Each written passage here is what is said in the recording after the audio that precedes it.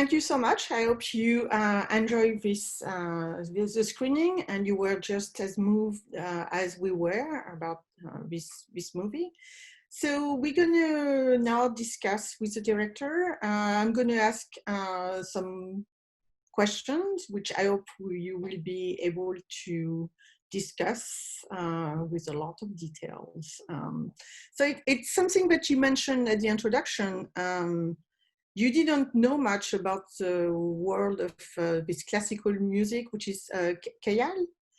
I certainly did not know more than you did, but it's true, it's a search for a quest for perfection. So anyone who's ever wanted to do anything in the art or pretty much anything in life could relate to. But however, the topic is very interesting. So can you talk about why you decided to choose that specific Indian music, and how you went into doing all the research to find the perfect songs and all the songs that you use in the film?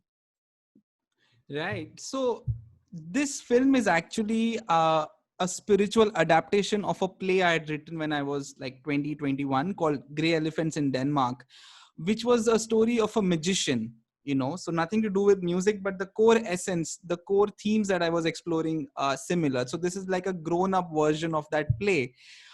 In the case of Indian classical music, my entry point was like all the stories, the anecdotes that I had heard, about crazy geniuses and eccentric characters that surround this world. And also just the music itself is extremely powerful, which is something that I kind of discovered as I started listening to more music. So the stories is what kind of enticed me in the beginning. And also it has such a rich history, and it's one of those, like, I would say, few things that's like a true gift from Indian culture to the world in a way. So that's how I started researching. I started reading a lot of books. I started watching all kinds of documentaries about this subject.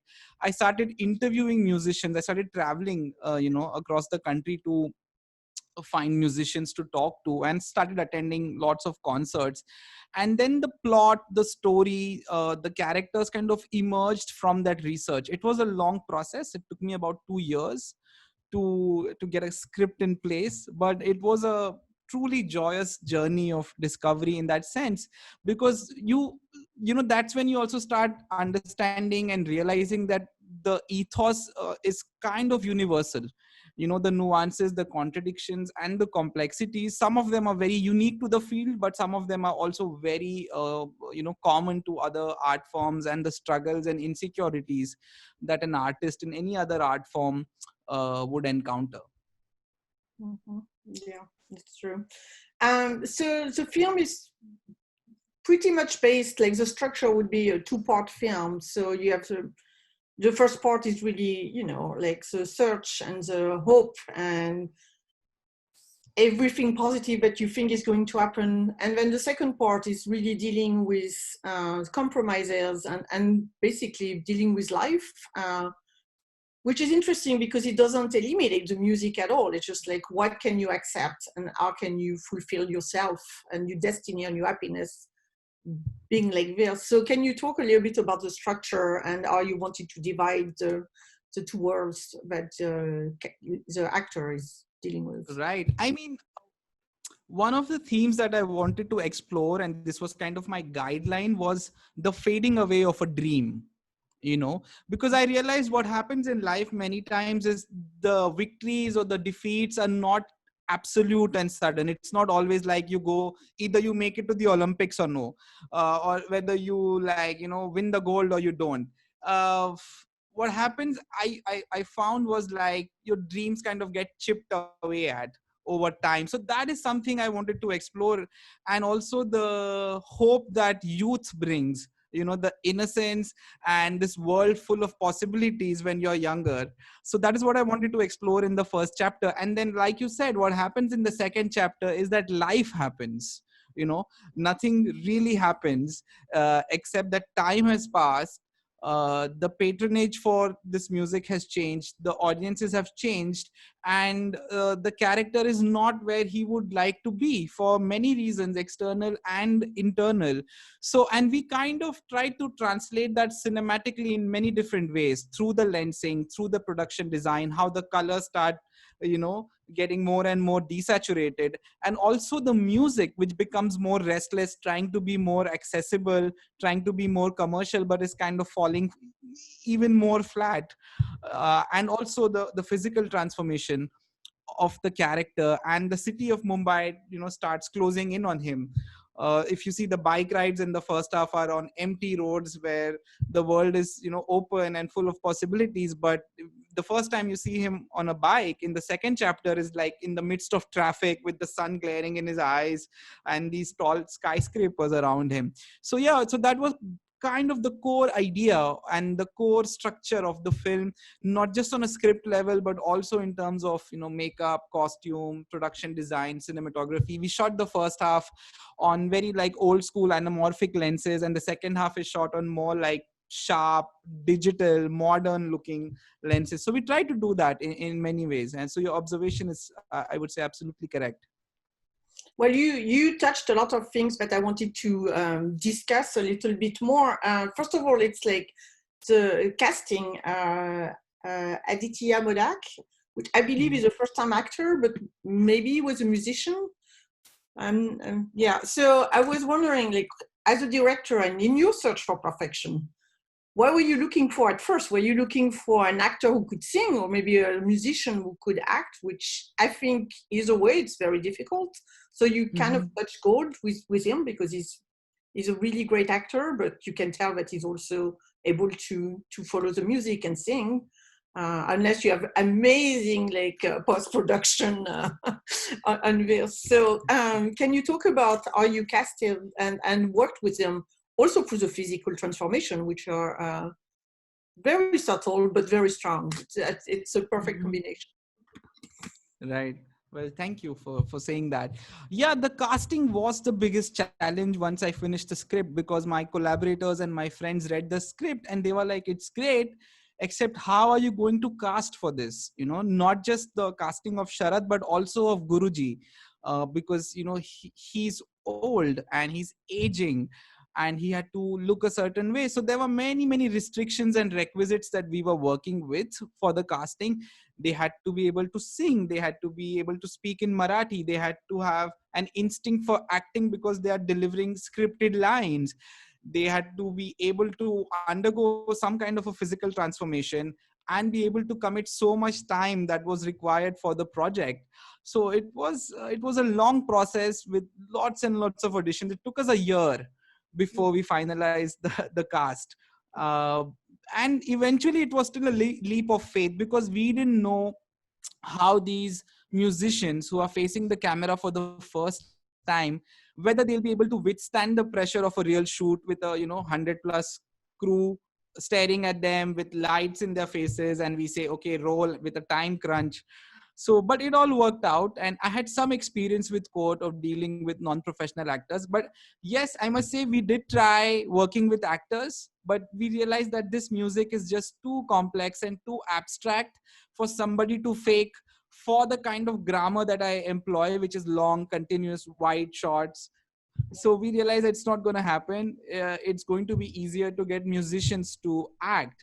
When it comes to Sharad's physical transformation, or rather the transformation, yes, physicality is one part of it, but what was more important was the psychological, the internal transformation of the character, and which is something that we really worked on. I told Aditya, like, listen, we are going to help you with makeup and costume, and you'll have a physical trainer who will help you lose some weight and put on some weight. But that's not the main point. The point is that you need to internally feel that you are that person who's had that journey, and you need to fill in those gaps which we are not showing in the film. And it's interesting because he's 31, he was 30 when he shot the film, and he was playing somebody who's 23, 24 in the first chapter, and he's playing someone who's 36, 37 in the second chapter, and then he's like 40, and he was that person at some point, but he's neither of those people at this point in his life. So it did require a lot of work and conversations and workshopping to get there. And I think you did a great job with it. It's great. But were you shooting in, did you shoot chronologically? Or did you go back and forth in the... I mean, we had to shoot all of chapter 1 at one go, and chapter 2 and chapter 3 in another schedule. I mean, there was no way to do that given the different physicalities that he had. But no, we didn't shoot it in order. As much as I would have loved to, we didn't shoot it chronologically. It's just not possible in a city like Mumbai when you're shooting on real locations. You also mentioned the use of music in the film, and it's true, like especially when he's on the scooter, the music around change in both parts. And in the first part, it's a lot of like, the music is singing and is listening to. When you go to the beginning of the second part, which the music is just like strident and stressful, really. And then it goes back a little bit, up and down. So I think the way you use the music in the film as well, like the music we see, but in the soundtrack also worked perfectly. So can you talk a little bit more about the process when working with the music? Yeah, I mean, it was a challenge, like how do you depict and do justice to one medium via another medium? Music is its own thing, its own language, its own medium, and cinema is something else. So we were always sure that what we are trying to do here is cinema, where the music is part of the narrative. At the same time, we wanted to do justice to the medium of music itself and not shortchange the experience of the viewer, not sort of rush them through or make the music tokenistic, because this music is intrinsically abstract. It's got a deep relationship with time. There's the concept of the composer performer who's composing in the moment as he or she goes along.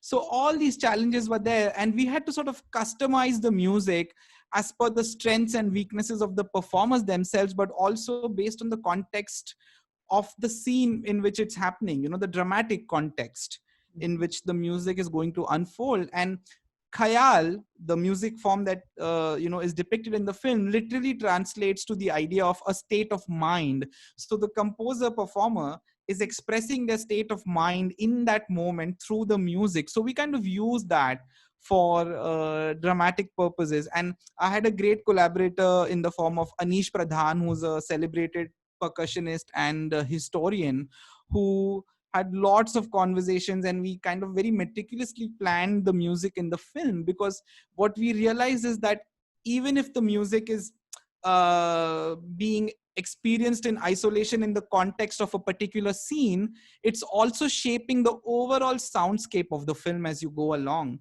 So we had to also kind of keep in mind the bigger picture that was being created, and we've played with that. We've played with the tuning of the tanpura, which is the drone.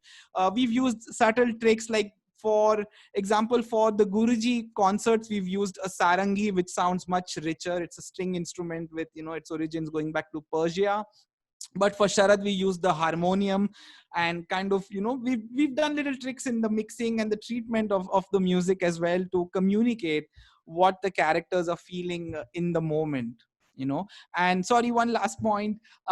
We had to employ a lot of economy to kind of give the feeling of having attended a whole piece or a concert, but doing it in a very short time. So we had to kind of go back to the techniques of masters who recorded these ragas on LP, on LP records, where within like a compressed structure of say a 3.5 minute recording, they showed you all the different facets of the rag. So we had to work hard to get all of this right. I think also the mise en scène, the photography, the composition of the shot are really extraordinary, and I was really stricken how beautiful the film was. So can you use a lot of like sort of long shots, like you slowly zoom in on the characters, and it brings you to the character in a very detached but then intense way, and I really love like the way you work with the camera. So can you talk about the collaboration you had maybe with your I think your DP is Mikhail Yes, Soponski? Michał Sobocinski, who's from Poland, and he's like a third generation DP. His father shot Kieślowski's films Red, and his grandfather Witold Sobocinski shot with Polanski and Vaida, and Yeah, it runs in his blood. The thing is, Mihao had shot a lot of commercials in Mumbai, so he understood Mumbai as a city. He had seen the slums, he'd been to the fancy hotels, he understood the disparity of the city, he understood the light of the city and the chaos of the city. And you see the city is also an important character in the film, and there are 3 different time periods or 4 different time periods in the film. And we also had this idea which I told you, that the first half is more romantic, more nostalgic. You've got those flashbacks going to the early 90s, so a lot of it was also about how I remember Mumbai, the city that I grew up in, which has changed quite a lot since then. And it kind of became the foundation of how we shoot the sequences in the film, including the production design, including the costumes and the colors that you see. Because there was this idea of the film being very subjective, very romantic, very textured at times, and other times the absence of those elements accentuating the narrative, where the universe surrounds around Sharad. He's at the center of the universe in his head, and then you start seeing Sharad as one of many people. He's not being able to stand out. So all of this had to be communicated through the cinematography and through the lighting of the film. So yeah, I would say there are many layers in the film, and there were many different ways we could approach it.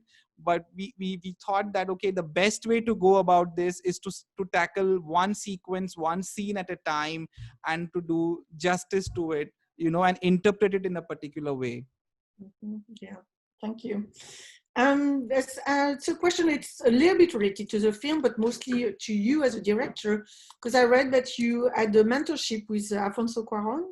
Mm-hmm. So I'm not sure when it happened in your life. I think after Court, but before this film, and it was maybe a year long. So can you talk a little bit about if that changed the way you approach cinema and the way you wanted to work? You already made films and you already knew what you wanted, but you may have changed a little bit the way you approach the medium too. So could you be able to tell us a little bit about that? Yeah, sure. So basically, I met Alfonso because of the Rolex Mentor Protege Arts Initiative. It's a program by Rolex where they pair an upcoming artist with a master of the discipline. And this happens across many different disciplines like music, architecture, film. So that's how I met Alfonso. I was lucky enough to be chosen as his protege. And then I got to see him at work on the sets of Roma. I was there during the post production of Roma. And that's where our friendship kind of started. I mean, he's generous enough to call me his friend. And it's a relationship that's developed over 4 years, which finally kind of culminated in him officially associating with the disciple and being an executive producer on the film. And yes, I got to learn a lot from him, except I can't really quantify it. I will have to admit that it's going to probably take me years and years to fully process and comprehend everything that I learned from him, because it was not just seeing him at work, but also seeing his collaborators at work, and work of such with such high degree of finesse and high standards. And also the conversations we had about cinema, about life, about a filmmaker's life. So I can say that truly getting to know him and his approach to films expanded my vocabulary as a filmmaker. I mean, he's a sorcerer in many, many ways. The kind of control he has over the medium when it comes to image, when it comes to sound, when it comes to using VFX to tell the narrative, not just the Harry Potter and Gravity kind of stuff. It was like, awe-inspiring. And I was like, how do you know everything about everything so well? So yes, definitely, it has changed my approach to cinema. It's made me more ambitious. It's made me even more of a control freak than I was. And he's kind of taught me to be fearless and to have a big vision, a bigger vision, and never settle for less. Well, I guess that was a good thing for you. You seem very Absolutely. enthusiastic. Absolutely. I wanted to go back to the film and ask you a question. I don't know if you are willing to answer, but the end of the film can be, read in many different ways, depending on how you see the film as optimistic, pessimistic, and without telling us exactly what we need to think. Can you discuss a little bit more, like the process about shooting the end? So, I mean, I can tell you one fun thing, that I didn't start writing the script for the longest time because I didn't have the ending. I was like, how can I start writing if I don't have my entire story and all the pieces together?